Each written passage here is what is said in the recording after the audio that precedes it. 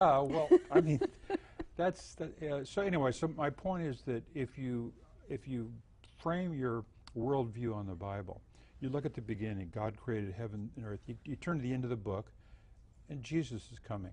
So my hope is not in Mitt Romney, the Republican Party. My hope is in Jesus Christ. But I'm just saying that, so I talk about prophecy because I'm not naive. I know that there's going to an Antichrist is going to come and a world ruler, and I know that the world's going to get worse, but we are still obligated to fight the fight and to give out the gospel, and I know you're doing it. And so I just mentioned where the world is headed. That's all I mentioned.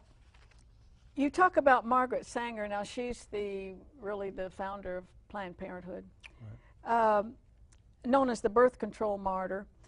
And I remember watching when this came up in a debate, George Stephanopoulos asking the Republican candidates about birth control, and I thought, where did that come from? How did that belong in this debate? And then in a few days later, we found out why.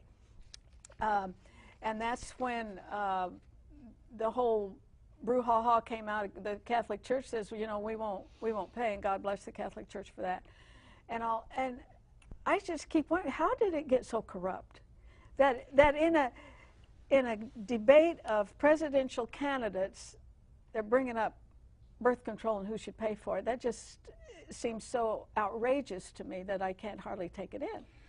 Well, you have to understand that President Obama, when he came in, he was an unknown. He just was for hope and change, and he seemed young and dynamic and good personality. But now we know who he is, and he has a record. He can't run on his record. So what he has, he's a student of Saul Alinsky, and so his tactic is to divide our country into different ethnic groups and different men against women and so forth. So he's trying to divide our country. So he brings up things like abortion and stuff. He's trying to divide the country, but the important thing is that we're all Americans and that we believe in God, and that's the important thing, godly principles. You also talk about a financial Armageddon, and we hear all these kind of shadowed remarks and stories about the Federal Reserve, and I think very few people really know what it is. I know that its beginning was crooked, wasn't it? Something that slipped through Congress when everybody else was on vacation?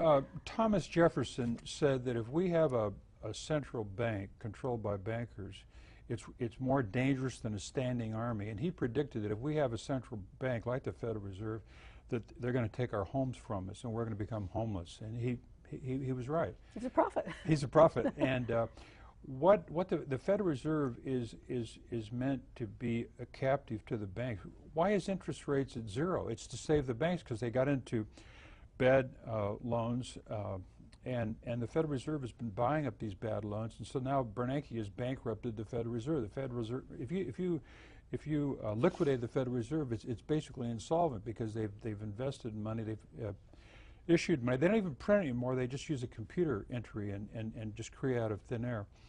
But the whole world is using the American dollar as a reserve currency. So when Bernanke prints money, the price of oil goes up. The Arabs can't. The Arab countries that don't have oil, they can't afford food, and it affects the whole world. And so eventually it's all going to crash someday, and I think a world leader is going to come that we're not going to really like. That's very true, and you know, when you think about it, God's kingdom will come, but I think our job is to do everything we possibly can to keep it on some kind of a righteous track.